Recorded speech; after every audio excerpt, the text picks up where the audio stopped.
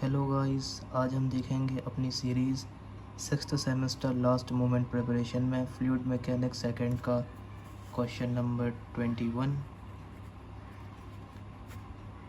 और ये क्वेश्चन होगा एक थ्योरेटिकल क्वेश्चन जहाँ पर हमसे कहा गया है explain drag force on a sphere.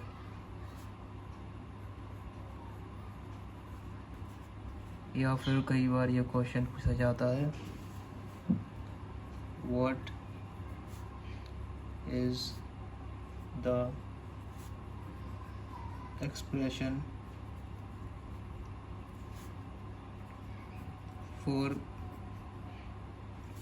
for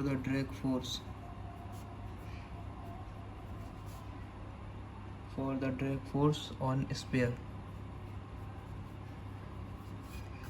basically ये है एक डेरिवेशन, एक इम्पॉर्टेंट डेरिवेशन अगर हम बात करें university exam point of view से।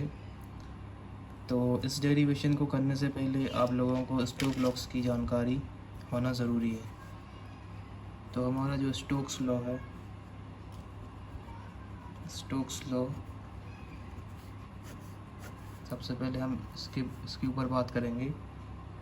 अगर आसान शब्दों में समझाया जाए, अगर कोई फ्लूइड है,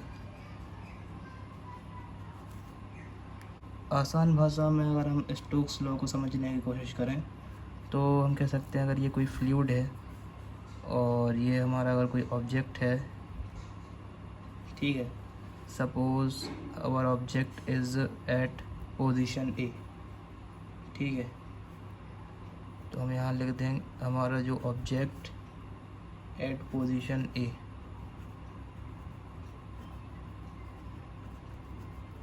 ठीक। और फिर ये ऑब्जेक्ट धीरे धीरे नीचे जाएगा और फिर ये यहाँ पर आ गया, सपोज़ ये है हमारा पोजीशन नंबर बी, ठीक है। तो यहाँ पर सेम ऑब्जेक्ट है, same object at position B, ठीक। फिर ये थोड़ा और नीचे जाएगा तो वही सेम ऑब्जेक्ट है इस बार सी पोजीशन पर। तो यहाँ पर same object at position C, ठीक। तो स्टोक्स लॉ कहता है from position A to B, from position A to B velocity increases,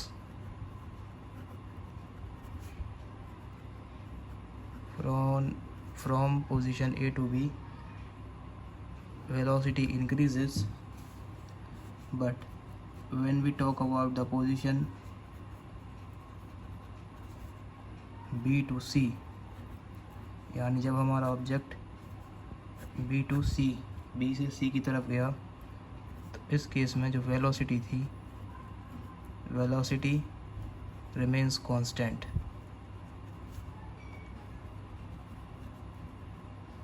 ठीक।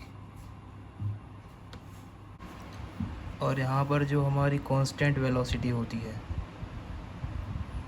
जो हमारी यहाँ पर कांस्टेंट वेलोसिटी होती है, उसी को हम टर्म करते हैं टर्मिनल वेलोसिटी, ठीक है। So the constant velocity is also known as terminal velocity, आप ये भी कह सकती हैं,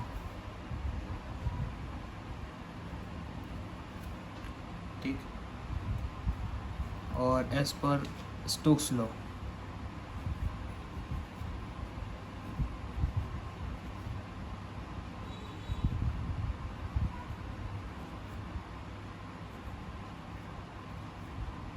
as per Stokes law, we have two formula for a drag force, ठीक। पहला drag force equal to 6 pi dynamic viscosity radius velocity. ठीक, और बेसिकली यही फार्मूला है, drag force equals to 3 pi dynamic viscosity diameter. तो ये है हमारे ड्रैग फोर्स एफडी के formula as per Stokes law. और इसके बाद एक और इम्पॉर्टेंट चीज़, फिर उसके बाद हम करते हैं अपने डेरिवेशन को प्रोसीड। तो अपनी इस डेरिवेशन को स्टार्ट करने से पहले आप लोगों को ये चीज़ मालूम होना चाहिए कि जो हमारा ड्रैग फोर्स है, उसके बेसिकली 3 फार्मूला हो सकते हैं। तो ड्रैग फोर्स इक्वल्स टू, पहला फार्मूला हुआ हमारा ये,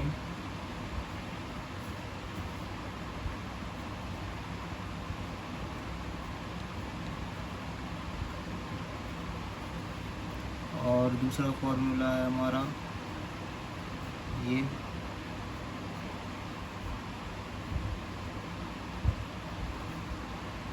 और तीसरा फार्मूला है हमारा एफ डी इक्वल्स टू 6 पाई ये। अब हम प्रोसीड करते हैं अपने derivation for expression for the drag force on sphere. तो इस डेरिवेशन को हम सबसे पहले स्टार्ट करेंगे थोड़ी थ्योरी के साथ। तो यहाँ पर हम लिख सकते हैं when a sphere is placed in a flow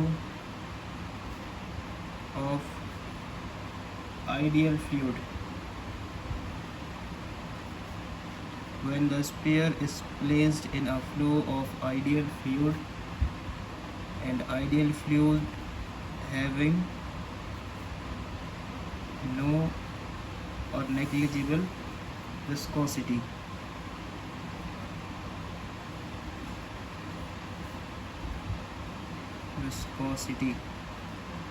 तो आइडियल फ्लूइड बेसिकली वही फ्लूइड जिसकी विस्कोसिटी नहीं हो। ठीक है, तो the flow pattern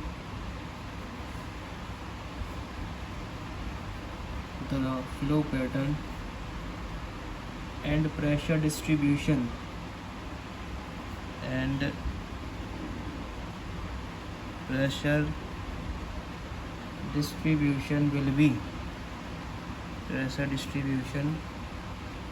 will be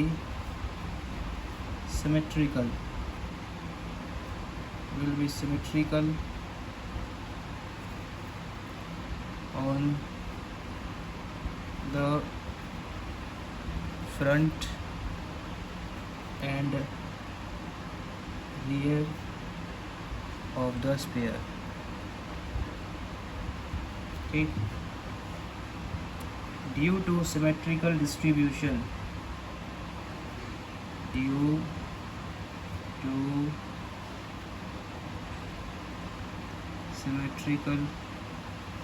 pressure distribution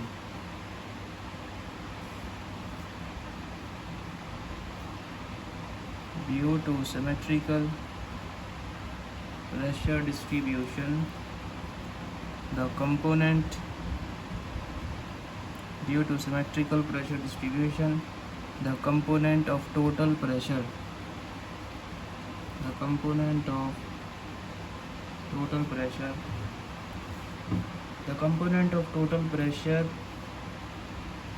in the direction of motion मतलब जहाँ पर स्फीयर मूव कर रहा है उसी डायरेक्शन में, in the direction of motion। So due to symmetrical pressure distribution, the component of total pressure in the direction of motion will be 0। ठीक है, which means there will be no pressure drag, which means there will be no pressure drag. Further,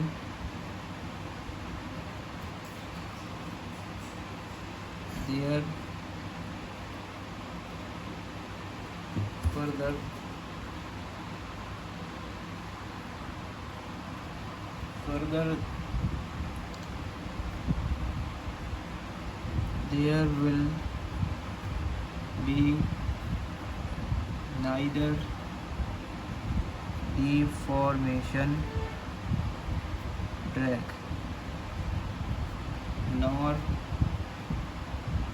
nor friction drag because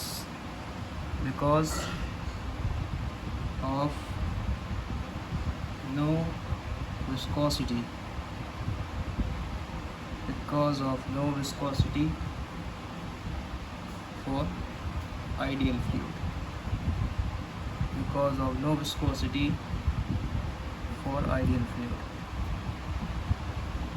तो derivation start करने से पहले आप लोगों को थोड़ी ये थ्योरी लिखनी होगी, उसी के बाद ही हम डेरिवेशन को प्रोसीड कर पाएंगे। तो सिंस we know that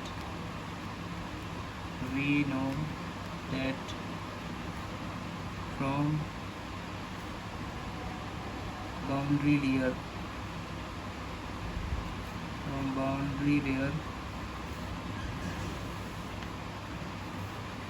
जो हमारा ड्रैग फोर्स है उसका फॉर्मूला होता है CD by 2 density velocity square area, और इसे हम मान लेंगे question number 1। Again we also know that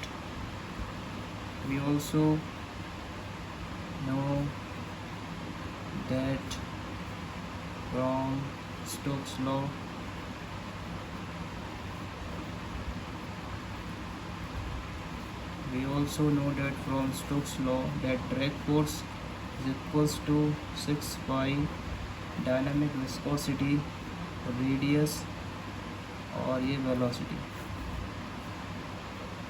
तो इसे हम कंसीडर कर लेते हैं equation number 2।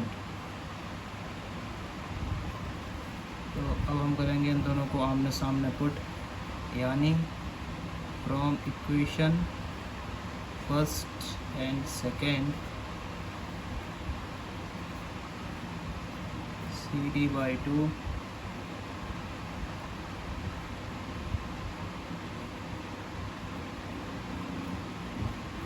equals to 6 pi mu RV। ठीक है, यहाँ पर हम एक काम करेंगे, ए को रख देंगे हम एज एरिया ऑफ सर्कल, जो कि होता है पाई आर स्क्वायर। ठीक है, तो ये हो जाएगा CD by 2 डेंसिटी और V स्क्वायर, ए की वैल्यू रखेंगे पाई आर स्क्वायर। ठीक है, 6 पाई आर वी। यहाँ से हम एक काम करेंगे, हम करेंगे आर को कैंसिल और यहाँ पे वी को कैंसिल, और हम यहाँ कर सकते हैं पाई को कैंसिल। तो फाइनली जो हमारी इक्वेशन होगी वो हो जाएगी कुछ इस प्रकार। यहाँ स्क्वायर कटा था, यहाँ पर बी स्क्वायर। ठीक है,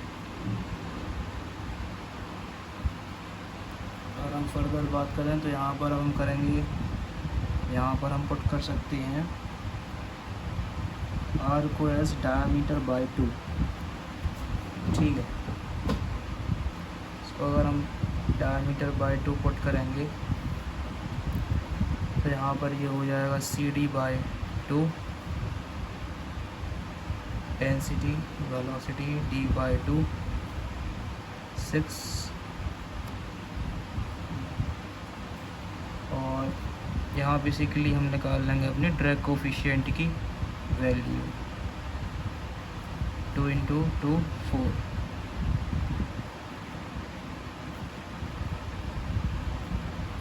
ठीक है,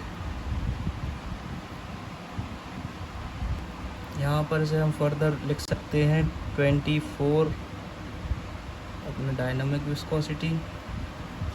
अगर हम गौर से देखें इस फ्रैक्शन को तो इसे हम लिख सकते हैं कुछ इसके अपॉन में 1 और इसके भी अपॉन में 1। ठीक है, बेसिकली हम इसे ऐसा लिख सकते हैं क्योंकि ये यही टर्म है, बस हम इसको अगर सॉल्व करने जाएंगे तो इसका रेसिप्रोकल होगा तो ये यहीं बन जाएगा। यहाँ पर अगर हम थोड़ा रिकॉल करें तो हमने ड्रैग कोफिशिएंट की वैल्यू थी वो आई थी 6 इतनी और इतनी, तो इसे अगर हम 6 × 4 24 और ये, तो इसे बेसिकली हम लिख सकते हैं 24 ये divide by 1 whole divide by 1। तो ये बेसिकली हम ऐसे लिख सकते हैं क्योंकि अगर हम इसे सॉल्व करने जाएंगे तो इस टर्म का हो जाएगा रेसिप्रोकल, तो 1 × होगा इससे और ये वाला 1 × होगा इससे, तो ये यही चीज़ बन जाएगी। I hope as a 6th semester civil engineer you will understand this math. ठीक है, अब यहाँ पर बेसिकली हम क्या करने वाले हैं, यहाँ पर हम इनटू करेंगे, यहाँ करेंगे डायनामिक विस्कोसिटी का इनटू और यहाँ पर नीचे डिनोमिनेटर में। ठीक है, और ऐसा करने से सिमेट्री तो हमारी सेम रहेगी। क्यों रहेगी? क्योंकि ये देखो 24 म्यू और यहाँ पर आ जाएगा ये डायनामिक विस्कोसिटी डिनोमिनेटर में, और ठीक है जो अपना होल डिवाइड वाला था यहाँ पर डेंसिटी वेलोसिटी डायमीटर और यहाँ पर भी ये चीज़। तो ये ऐसा रफ करके बता रहा हूँ मैं कि ये सिमेट्रिकल क्यों रहेगी। ठीक है, इसे अगर हम फर्दर अगर इसी चीज़ को सॉल्व करें, अगर हम इसी चीज़ को फर्दर सॉल्व करें तो ये चीज़ हो जाएगी कुछ 24 डायनामिक विस्कोसिटी, यहाँ नीचे भी डायनामिक विस्कोसिटी। ठीक है, इसका करेंगे हम रेसिप्रोकल म्यू ऐसा, तो यहाँ से ये वाला 1 और ये कैंसिल और फाइनली जो चीज़ बचेगी वो यहीं वापस ये टर्म आ जाएगी। तो ये सिमेट्रिकल यहाँ पर रिमेनिंग रहेगी। ठीक है, तो सिमेट्री में कोई चेंज नहीं हो रहा है, इसलिए हम ये चेंज यहाँ पर कर सकते हैं। ठीक है, तो ये तो ऐसा रफ चीज़ मैंने समझाई।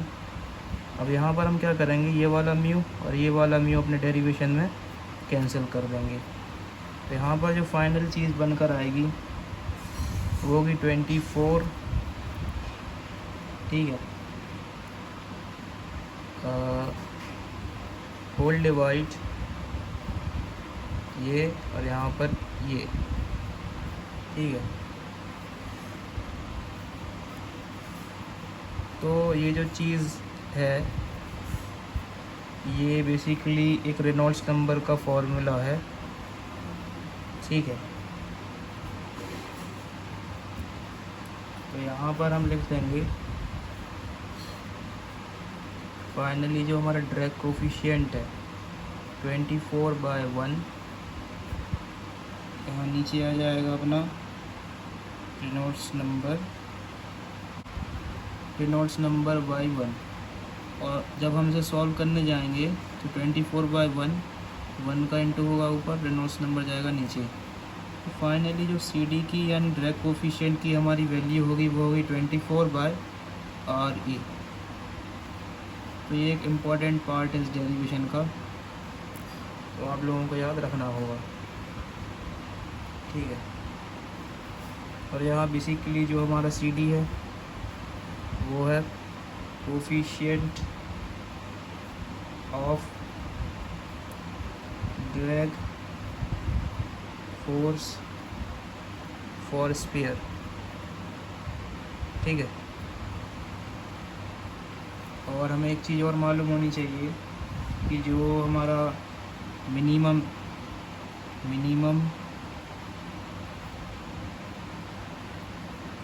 कोफिशिएंट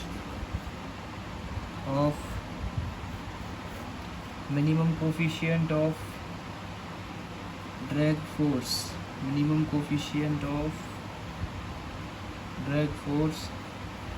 सी डी यानी सी डी मिनिमम, वो होता है कब, व्हेन जो हमारा रेनॉल्ड्स नंबर है, when Reynolds number equal to 0.2, ठीक है। तो यहाँ से हम निकाल लेंगे सी डी मिनिमम की वैल्यू, वो हो जाएगा 24, इतना, ऐसे करेंगे हम सॉल्व।